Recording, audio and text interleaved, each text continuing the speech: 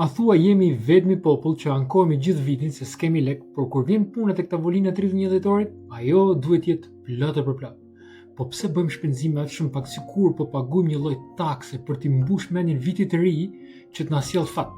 E kemi kthyer këtë vitin e ri në fakt në një lloj rituali magjik. Besojmë se nëse e mbushim tavolinën, pastrojmë shtëpinë, nëse vishim e mirë, nëse bëjmë këtë, nëse bëjmë atë, atëherë fati do na buzëqesh në vitin e ardhshëm. Por nëse ndalojmë pak dhe mendojmë pak, cila është domethënia e festës? Teknikisht, me 31 dhjetor, toka mbaron një rrotullim plot rreth diellit dhe ne festojmë pikërisht këtë ngjarje sikur të ishte jetë ndryshuese. Por ma merr mendjen fakt që për shumë prej nesh festa vitit të ri ka edhe një element supersticioni.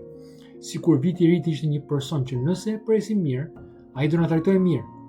Bibla te libri i Predikusve përmend se njeriu nuk e di se çfarë do të ndodhë dhe askush nuk mund t'i tregojë përveç Perëndis. Një rrotullim tjetër rreth diellit në fakt nuk do ta bëjnë vitin më të mirë. Fati nuk vjen nga ajo që shtrojmë tavolinë, por vjen kur ti njeh Perëndimin e vërtetë. Tani pyetje për ty, a çetson më shumë besimit e fati apo besimit tek Perëndia? Më shkruaj më poshtë. Zoti të bekoft.